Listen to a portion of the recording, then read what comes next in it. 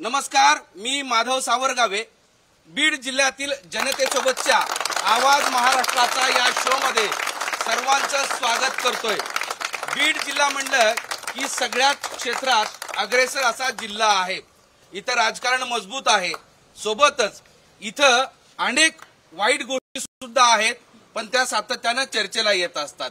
सोबतच हा जिल्हा ऊस उत्पादक नाही तर ऊसतोड कामगार जिल्हा म्हणून ओळखला जातो. इथे गुन्हेगारी मोठ्या प्रमाणात आहे. अनेकदा अनेक वेगवेगळे प्रश्न इथून राज्यामध्ये लक्षात येतात. सोबतच या परिसरामध्ये ज्या ज्या सुविधा असायला पाहिजे होत्या सर्वसामान्य लोकांना जगण्यासाठी त्या नसल्याची तक्रार सातत्याने येते. मग पाण्याचा प्रश्न असेल, रेल्वेचा प्रश्न असेल, स्थानिक पायाभूत गोष्टी असतील, या सगळ्यांवर मोठी चर्चा होत असते. आणि विशेष म्हणजे इथले राजकारणी मातब्बर आहेत. इथल्या राजकारण्यांनी राज्याला अनेक धडे दिले आहेत, तरी इथं बदल का होत नाहीत असा प्रश्न बीड जिल्ह्यातील जनतेला पडलेला आहे. आणि याच अनुषंगानं लोकसभा निवडणुकीच्या माध्यमातून यापूर्वी जे कोणी खासदार निवडून आले होते त्यांनी काय कामं केलेली आहेत, सोबतच आता या निवडणुकीनंतर जे कोणी खासदार होतील त्यांनी काय करायला हवं, या सगळ्यांचा उहापोह आज इथं करायचा आहे. सुरुवातीला मी घेणार आहे मागच्या 5 ते 10 वर्षाचा आढावा, कारण भाजपची सत्ता या राज्यात या देशात होती. सोबतच इथं भाजपचे खासदार होते आणि म्हणून त्यांना आता उत्तर मागण्याची म्हणजे प्रश्नातून उत्तर मागण्याची वेळ आलेली आहे. आणि म्हणून सुरुवातीला मी जातोय भाजपच्या प्रतिनिधींकडे, कारण 2 वेळा खासदार सलग 2014 पासून ते 2019 पर्यंत आणि आता 24 पर्यंत हे सगळे भाजपची सत्ता इथं होती. त्यांनी काय भाजपनी या बीड जिल्ह्यामध्ये बदल केलेले आहेत किंवा काय कामं केलीत ते जाणून घेऊयात. चला, आता वेळ आलेली आहे मतदारांना उत्तर देण्याची, लोकांना सांगण्याची की या बीड जिल्ह्याला तुम्ही काय काय दिलंय सांगा. आपण जर पाहिलं तर मागच्या 10 वर्षाच्या काळामध्ये खासदार डॉक्टर प्रीतमताई मुंडे यांच्या माध्यमातून बरेच विकास कामे बीड जिल्ह्यात झाली. मुख्य रेल्वेचा प्रश्न जो अनेक दशकांचा होता त्याला भरीव निधी पडून अर्ध्याच्या वर काम या ठिकाणी झाले. त्यासोबतच इन्फ्रास्ट्रक्चरचे कामं जसे हायवेज असतील, शहरी भागातील पाईपलाईनची कामं असतील, ड्रेनेज, त्याला भरीव निधी या ठिकाणी आलाय. आणि वैयक्तिक लाभाचे कामं जसे घरकुल असतील, उदाहरणार्थ मला सांगावंसं वाटेल करोडो घरकुल हे देशात दिले गेलेत प्रधानमंत्री आवास योजनेतून. त्याच धर्तीवर आपल्या बीड शहरामध्ये सुद्धा इथं 4,500 घरकुल हे मागच्या 10 वर्षाच्या काळात हे वाटप झालेले आहेत. असे अनेक कामं या सरकारच्या माध्यमातून झालेत. इथले स्थानिक मतदार ज्यावेळेस मतदान करतात त्यावेळेस त्यांच्या डोळ्यासमोर इथले स्थानिक प्रश्न येतात आणि या प्रश्नाची सोडवणूक करण्यासाठी खासदारांनी प्रयत्न करावेत अशी एक माफक अपेक्षा असते. ती अपेक्षा किती पूर्ण केली? लोकसभा हा मोठा क्षेत्र आहे आणि भौगोलिकदृष्ट्या बीड जिल्हा जर आपण पाहिला तर ह्या क्षेत्रामध्ये काम करत असताना प्रत्येक लहान सहान काम हे खासदारांना शक्य नसतं. प्रत्येक जागी आपापली टीम असते. लहान सहान खेडे असतील, प्रत्येक तालुके असतील, त्या ठिकाणचे जे लोकप्रतिनिधी आहे ते नक्कीच हे जे आपण सांगताय त्या पद्धतीने जनसामान्याचे जिथं कुठं प्रश्न येतात तिथं उभा असतात. आणि कुठं सांघिक मोठा लढा द्यायचा असेल तर पक्षाचे राज्य आणि देश पातळीचे नेते त्यामध्ये सामील असतात. बरोबर. खासदार प्रीतमताई साहेब मुंडे यांनी या बीड जिल्ह्यासाठी ज्या ज्या शासकीय योजना असतील, केंद्राच्या असतील, राज्य शासन असतील, त्या इथे कार्यान्वित केलेल्या आहेत. आणि प्रत्येक ठिकाणी रस्त्याचं जाळं असेल, महाआरोग्य शिबिर असेल, आयुष्यमान आरोग्य योजना असेल, ज्या ज्या घरकुलच्या योजना असतील त्या अतिशय चांगल्या प्रकारे व्यवस्थित केलेल्या असेल. आणि इथल्या शेतकऱ्यांना सुद्धा माहीत आहे ज्यावेळेस लोकनेत्या पंकजाताई मुंडे या मंत्री होत्या त्या मावेजा किती आला, पीक विमा किती आला आणि निधी किती आणला हे स्वतः लोकसभेचे उमेदवार आहेत. सध्याचे आणली, रस्त्याचं जाळं केलं. मी जेव्हा शिवाजी चौकातून इथे येत होतो ते जाळ्या दिसत होत्या रस्त्यात. बरोबर. आमच्या पाहण्याचा दृष्टिकोन नाही, माझा अनुभव बघतोय. गाडीतून येत होतो, असा धरून येत होतो. हरकत नाही, तुमच्याकडे परत येतो. बरं सांगा, आता हे दावे केलेले आहेत, हे दावे झालेले आहेत, तुम्ही या दाव्याकडे कसं बघता? हा अत्यंत धांदात आणि खोटेपणा आहे. गेल्या 10 वर्षामध्ये तुम्ही मुद्द्याची भाषा करत नाही, तुम्ही गुद्द्याची भाषा बोलता. आणि लोकसभेमध्ये जाऊन जे काम आहे ते काम तुम्ही करताय का? तुम्ही एखादी MIDC आणली का पंचतारांकित? रोजगार मेळावा असं काही केलंय का? ऊसतोड कामगारांच्या संदर्भात तुम्ही गप्पा मारता. ऊसतोड कामगारांना यावर्षी करार झाल्यानंतर सुद्धा अनेक कारखान्यांना मजुरी दिलेली नाही. अशा स्थितीमध्ये फक्त लोकनेते गोपीनाथराव मुंडे साहेबांच्या नावावर तुम्ही राजकारण करताय. आता जातीपातीच्या राजकारणात अधिक मराठा तीव्र होईल आणि त्याचा फायदा ओबीसी म्हणून आपल्याला होईल, अशा पद्धतीचं राजकारण बीड जिल्ह्यामध्ये होत आहे. मला वाटतं की या पद्धतीचं राजकारण करू नका. या देशाचं संविधान वाचलं पाहिजे, या देशाची लोकशाही वाचली पाहिजे आणि तुम्ही एका मोठ्या नेत्याच्या कन्या म्हणून तुम्ही जे करता आहात ते तुमचं कितपत योग्य आहे याचा विचार केला पाहिजे. आम्ही असा विचार करतो की या जिल्ह्यामध्ये जे काही पद्धती विकासाच्या योजना सांगता त्या विकासाच्या योजना फक्त रस्त्याच्या तुम्ही सांगताय. तुम्ही स्वतः अनुभव घेतलाय की रस्त्याची काय स्थिती आहे.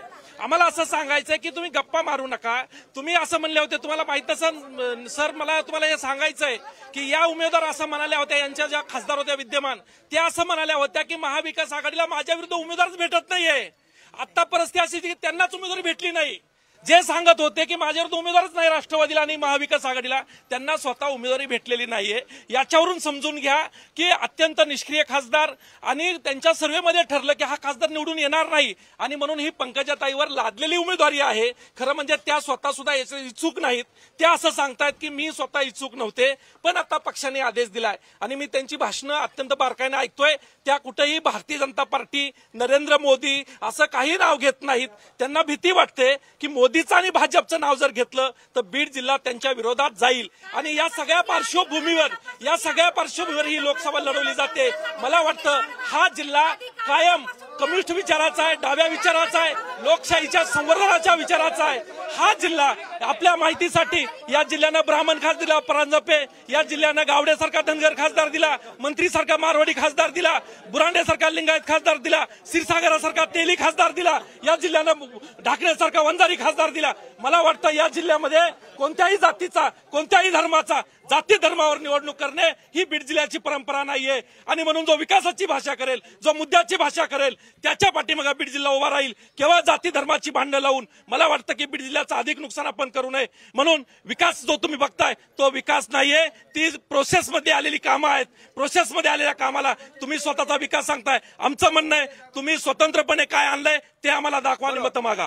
म्हणजे बघा, 20-25 वर्षापूर्वी अशी घोषणा कॉलेजचे पोरं पण द्यायचे आणि जिथे जिथे कार्यक्रम व्हायचा तिथं एक घोषणा असायची की रेल्वे बीडला आली पाहिजे. दुसरं, इथल्या ऊसतोड कामगारांना न्याय मिळाला पाहिजे.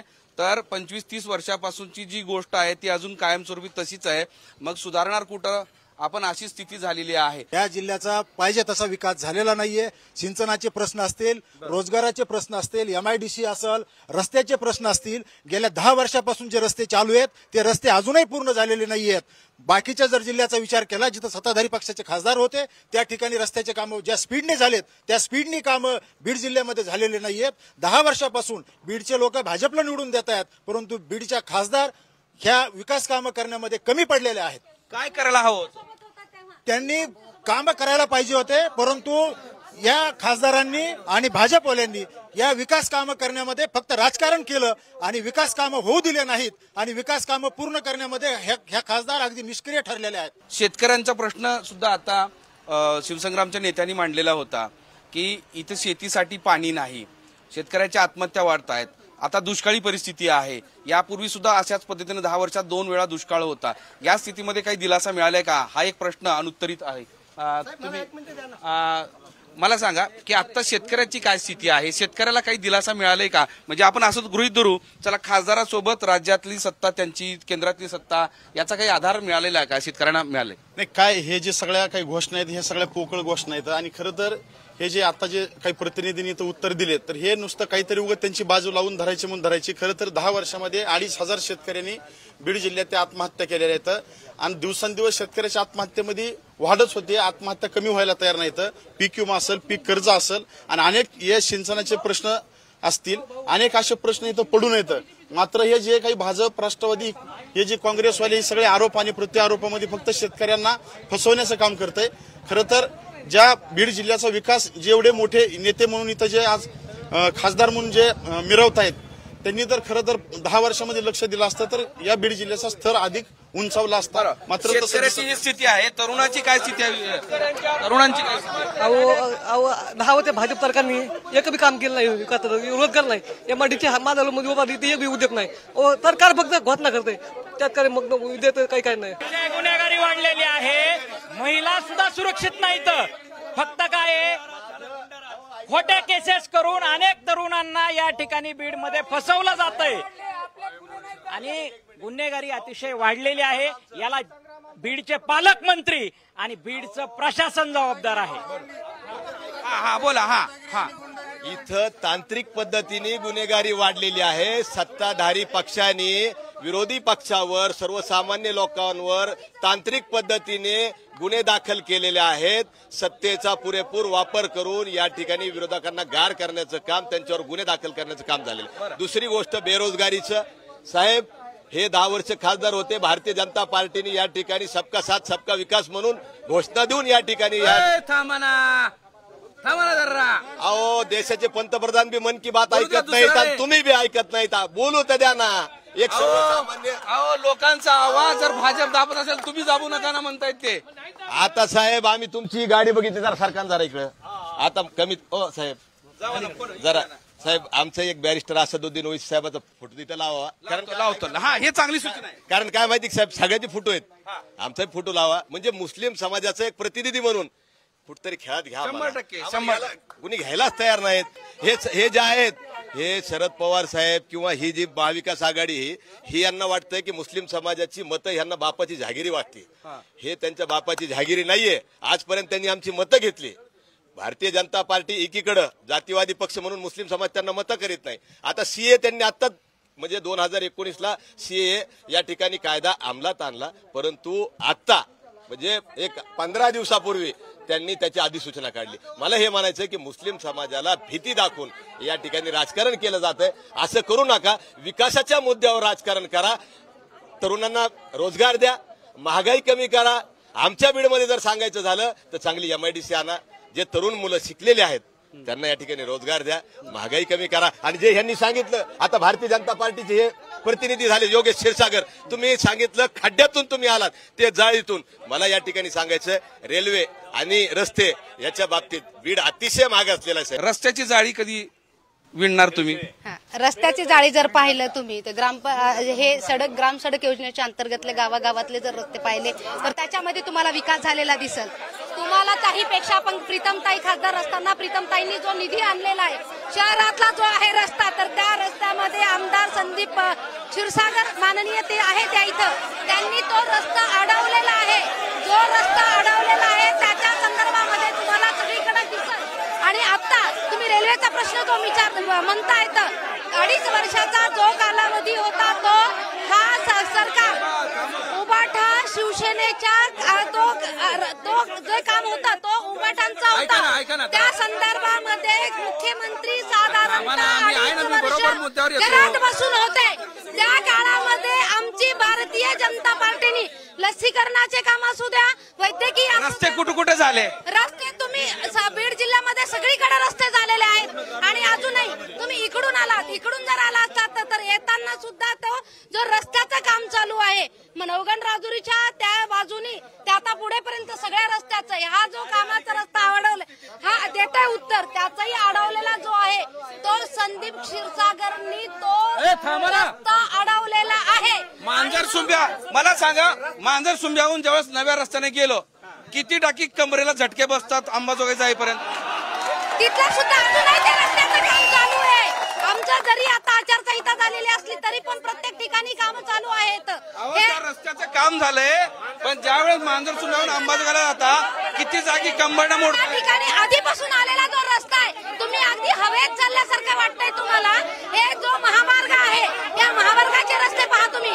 ग्रामपंचायत सडक योजना किती वस्ती, किती वाडे, किती गावं या रस्त्याच्या माध्यमातून जोडल्या गेलेल्या आहेत. त्याचाही तुम्हाला अभ्यास करण्याचं गरजेचं आहे.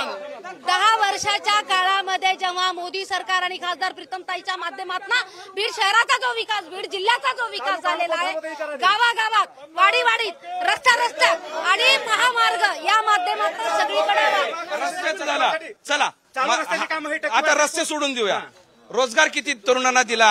अहो इथला तरुण तिकडे पुण्याला चाललाय, औरंगाबादला चला, संभाजीनगरला. फक्त बीजेपी मध्येच महिलांना स्थान आहे, बाकी पक्षामध्ये महिला का बघा तुम्ही इथं कोणी. तुम्ही महिलांचा आवाज दाबण्याचा प्रयत्न करता, महिला बोलायलाच असं करू नका तुम्ही. गोष्ट वगैरे द्यायचा म्हणजे एक जणच कोणीतरी बोललं तर तुमची भूमिका जाते का? बरं बोला, सगळं बोला. तुम्ही असं करा. मला सांगा, रोजगार किती दिलाय?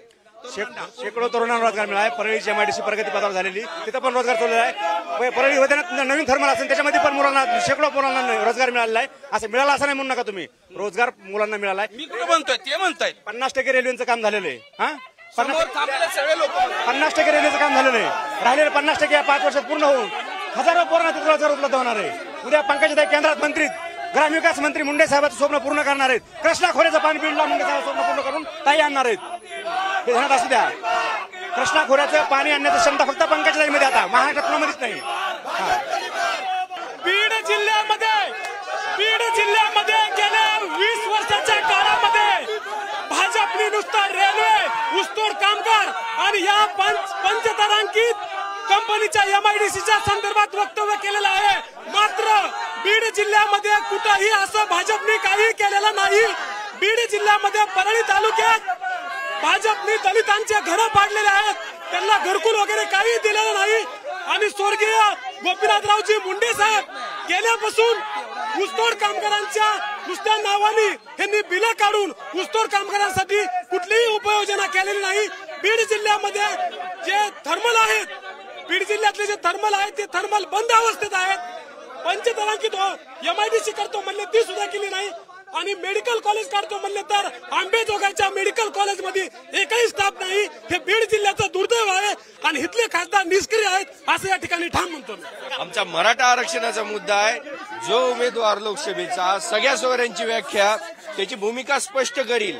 आणि मराठा आरक्षणाबद्दल तुम्ही लोकसभेत नाही बोललं तरी चालेल, पण मराठा आरक्षणाला जर कोणी विरोध केला तर आम्ही मनोज दादांनी जसं सांगितलंय, ज्याला पाडायचं त्याला पाडा, त्या पाडण्याच्या भूमिकेत आम्ही राहू. आणि तुम्ही साहेब यांना पहिल्यांदा भाजपच्या लोकांना बोलायला दिलं, ते आता ह्या सगळ्या पक्षांना बोलून देत नाहीयेत. तुम्ही त्यांना सन्मानानं सांगून द्या. त्यांनी बोलताना सगळ्यांनी शांततेत ऐकलं, त्यांनी बी त्यांची आचारसंहिता पाळून शांततेत सगळ्यांचं म्हणणं ऐकून घ्यावं. हे आवाज दाबण्याचं काम करत आहेत. आवाज दाबू शकत नाही. केंद्रामध्ये मोदी ज्यावेळी सत्तेमध्ये बसले, हे खोटं आश्वासन देऊन बसले. 15 लाख रुपये आता ह्या ठिकाणी बसलेले, त्यांना विचारा कोणाकोणाच्या अकाउंटवर 15 लाख रुपये आले. त्याच पद्धतीनं गंमत लक्षात घ्या. काल गंमत अशी झाली, पार्श्वभूमीमध्ये बातमी वाचली. बातमी अशी होती की मी बीड जिल्ह्यामध्ये MIDC आणू, काही आणू, 10,000 युवकांना रोजगार देऊ. ही किती हास्यास्पद आहे की 10 वर्ष तुम्ही सत्तेमध्ये होता, तुम्ही बीडच्या खासदार होता, त्या टायमाला तुम्हाला कुणालाही रोजगार देता आला नाहीत. अहो शेवटी घरामध्ये होतं ना पद, शेवटी घरामध्ये पद आहे ना. जो शासनाचा जो निधी आहे, जो खासदार फंड आहे, तो खासदार फंड हा अखर्चित ठेवला. बीड जिल्ह्याला खरं भकास करायचं काम या ठिकाणी परळीवरून झालेलं आहे. बीडला भकास करायचं काम हे परळीहून झालेलं आहे. त्याचं एक उत्तम उदाहरण देतो की बीडमध्ये एका नगरपालिकेचा 4.5 कोटी रुपयाचा निधी हा परळीला वळविण्यात आला. हे बीडचे नेते मुख गिळून बसले. कुठं मुख गिळून बसले होते? कोणी बोललं नाही. गेल्या अनेक वर्षापासून बीडमध्ये रस्त्याचे प्रश्न, प्रधानमंत्री ग्राम सडक योजना असो, मुख्यमंत्री ग्राम सडक योजना असो, ही कामे ही टक्केवारीवर वाटल्यामुळे हे काम निकृष्ट दर्जाचे झालेत. त्याचे पुरावे वंचित बहुजन आघाडीकडे आजही उपलब्ध आहेत. त्याचा पाठपुरावा आम्ही कलेक्टर मॅडमकडे करत आहोत. मुख्यमंत्र्यांकडे सुद्धा आम्ही त्याचा पाठपुरावा केलेला आहे. म्हणजे धादांत खोटं बोलून सत्तेमध्ये बसण्याची पद्धत या भाजप सरकारची आहे. आपण सांगितलं की महिलांचा सन्मान या ठिकाणी भारतीय जनता पार्टीने केला. ट्रिपल तलाकच्या नावाने खोटी जाहिरात करून मुस्लिम महिलांना फसवण्याचं काम भारतीय जनता पार्टी आणि नरेंद्र मोदींनी केलं. मणिपूर जळत होतं, त्या ठिकाणी महिलेची नग्न ढिंड काढली. त्यावेळेस नरेंद्र मोदी बोलले नाही किंवा भारतीय जनता पार्टी बोलली नाही. आणि ज्या प्रधानमंत्री साहेबांना स्वतःची बायको या ठिकाणी सांभाळता आली नाही, ते देशाच्या महिलांना काय या ठिकाणी ह्या ज्या भारतीय जनता पार्टीच्या खासदार आहेत, या सर्वात निष्क्रिय खासदार असल्याचं भारतीय जनता पार्टीच्या सर्व्हेमध्ये नमूद झालं. ज्या खासदारांनी 10 वर्षामध्ये एकही विकासाचं काम केलं नाही, त्या खासदारांना पुन्हा तिकीट द्यायचं नाही भूमिका घेतली आणि प्रीतमताईचं तिकीट कापलं. म्हणजे भारतीय जनता पार्टीनं हे मान्य केलंय की प्रीतमताई मुंडे या निष्क्रिय खासदार आहेत. त्यांनी खासदारकीमध्ये कुठलंही काम केलं नाही, MIDC आणली नाही, रोजगाराचे प्रश्न सोडवले नाहीत, रस्ते आणि तुम्ही रेल्वेचं काय गुणगान गाताय. 2014 पासून बीडचा लोकसभेचा फॉर्म भरायला आम्ही रेल्वेतून येऊ अशा प्रकारची वल्गना करणारे दर मजल एक एक स्टेशनचं उद्घाटन करतायत. थोडी तरी मनाची वाचली पाहिजे की आपण रेल्वे नगर परळी करतोय की नगरवरून एका गावाला करतोय. अशा पद्धतीचं काम या भारतीय जनता पार्टीचं आहे. ज्या स्वर्गीय गोपीनाथराव मुंडे साहेबांनी कधी काळी आशिया खंडामध्ये नंबर 1 वर असलेला साखर कारखाना आज तो साखर कारखाना बंद पाडण्याचा पाप या खासदारांनी या पालकमंत्र्यांनी केलेला. त्यामुळे हे सर्वात निष्क्रिय आहेत आणि चोर खलेरे भाई हे सगळे एकत्र आलेत. आता महाराष्ट्र नवनिर्माण सेनेचे जिल्हाध्यक्ष सांगतायत की शरद पवार साहेबांनी काय केलं. माझी सगळ्याला विनंती आहे, मनसे हा टेंडरवर चालणारा पक्ष आहे, त्यांच्या टेंडरचं उल्लंघन होईल म्हणून त्यांना भारतीय जनता पार्टीची बाजू घ्यावी लागणार आहे. त्यामुळे मनसेसारख्या जनाधार नसलेल्या पक्षावर, मनसेसारख्या मतदार नसलेल्या पक्षावर आपण कुणीही बोलू नये. आणि आज बीड जिल्ह्यामध्ये जी गुन्हेगारी वाढली आहे ही राजकीय गुंडगिरी वाढलेली आहे. आपल्या विरोधामध्ये कुणाला बोलू द्यायचं नाही, आपल्या विरोधामध्ये कुणाला काम करू द्यायचं नाही, त्याच्यावरती गुन्हे दाखल करायचे, प्रशासनाचा गैरवापर करायचा आणि अनेक लोकांना जेलमध्ये सडवायचं पाप या ठिकाणच्या राजकीय व्यवस्थेनं चालवलेलं आहे. तुम्ही याच्यावरती बोलणार आहेत की नाही बोलणार आहेत. आणि तुम्ही ज्या वेळेला 10 वर्षाच्या विकासाचा लेखाजोखा मागता, तुम्ही रस्ते आणि रेल्वेबद्दल बोलता. अरे MIDC तुम्ही आणली, तुम्ही विकासाचा निधी आणलाय, तुम्ही एखादा रोजगाराचा प्रकल्प आणलाय, रिकामे पडलेले MIDC बद्दल बोलू. ज्या ठिकाणी सुरेश कुटेंनी 5,000 कोटी रुपये या बीड जिल्ह्याचे लुबाडलेले आहेत, त्या सुरेश कुटेला भारतीय जनता पार्टीमध्ये घेण्याचा पाप आहे. आणि त्या सुरेश कुटेंनी सगळे MIDC गिळंकृत केली आहे आणि तो सर्वसामान्य गोरगरिबांचे 5,000 कोटी रुपये लुटणारा सुरेश कुटे आज भारतीय जनता पार्टीचा कार्यकर्ता आहे. या ठिकाणी गंमत अशी आहे की आमच्या सन्माननीय खासदार लोकसभेमध्ये सगळ्यात जास्त गैरहजर राहणाऱ्या खासदार म्हणून त्यांची या ठिकाणी नोंद आहे. आणि त्यानंतर दुसरी गोष्ट विचार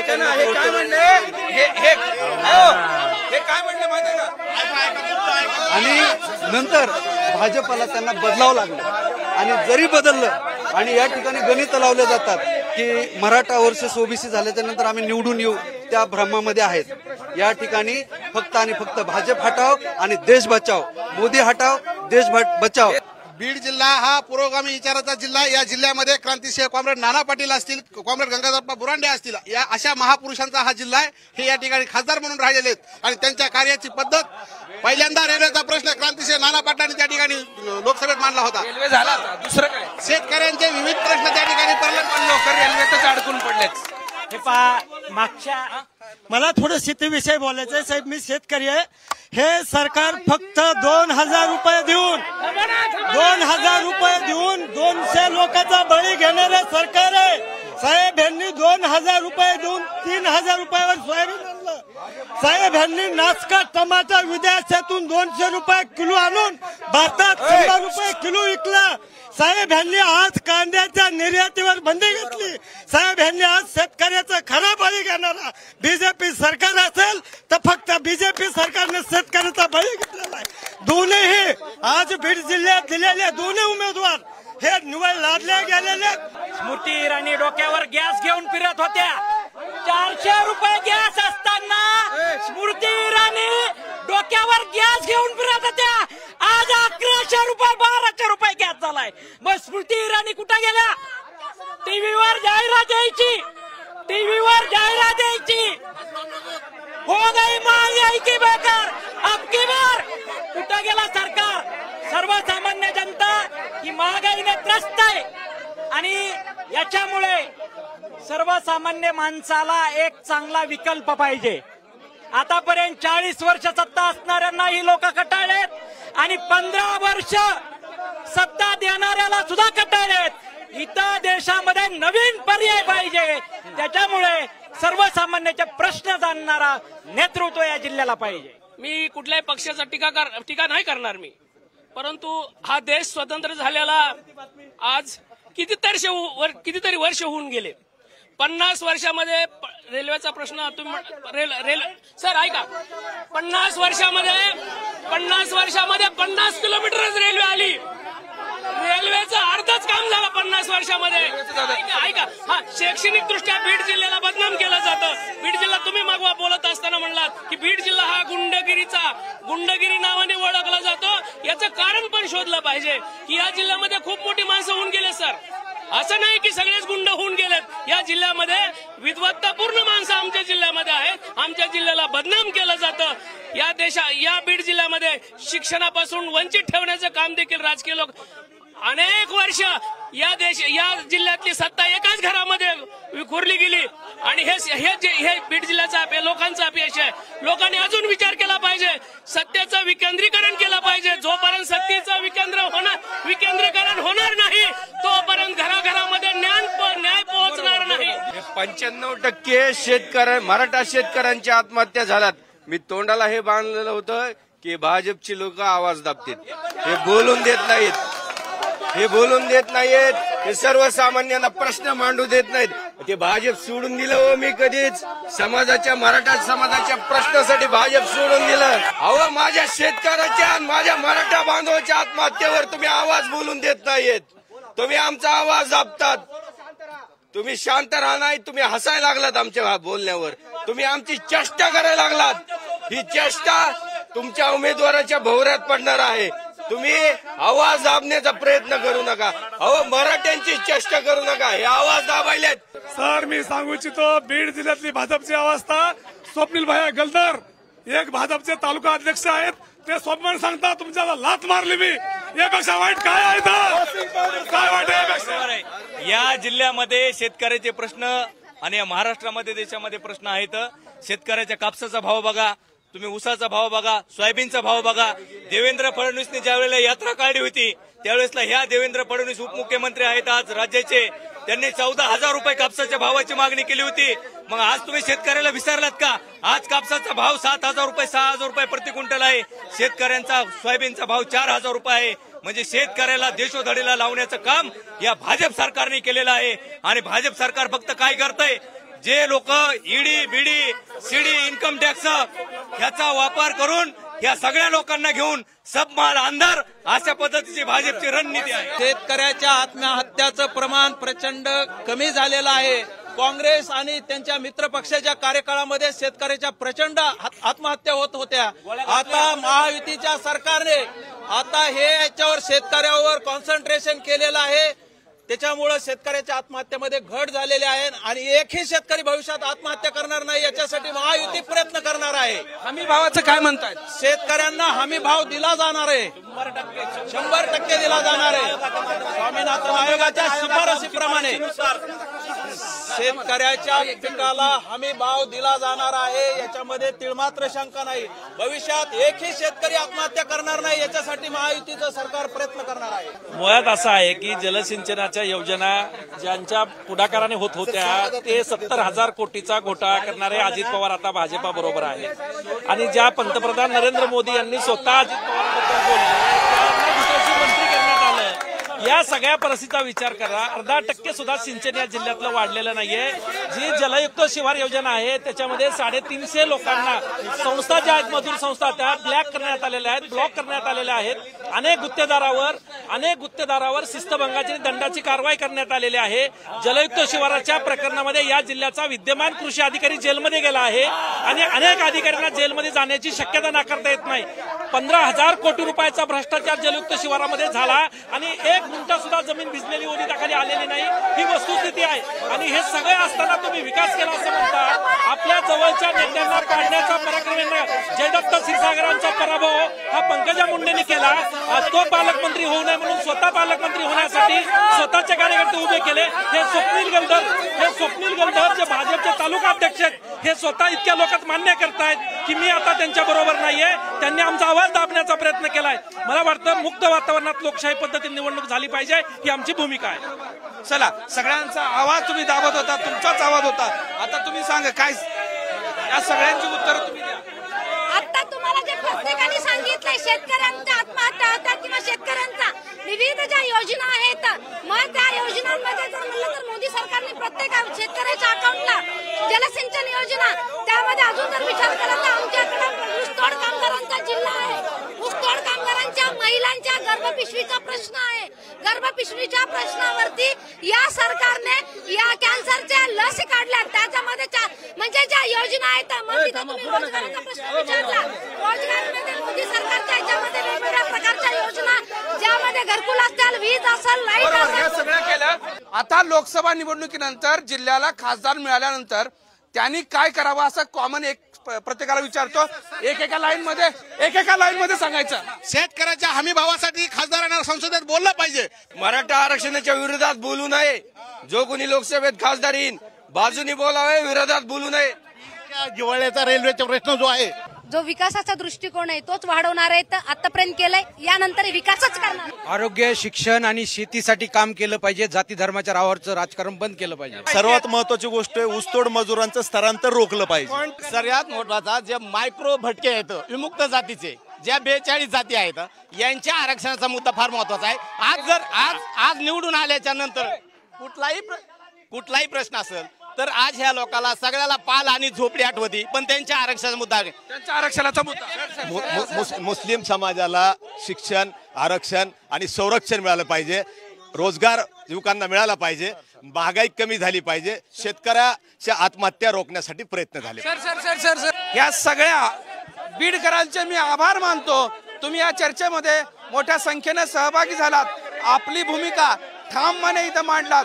त्यासोबतच प्रश्न उपस्थित केलात, उत्तरं मिळवण्याचा प्रयत्न केलात. त्यामुळे सगळ्यांचं आभार व्यक्त करतो आणि विकास जलद गतीने व्हावा इतकी अपेक्षा आहे. त्यामुळं आज आपण इथंच थांबूयात. तुम्ही पाहत राहा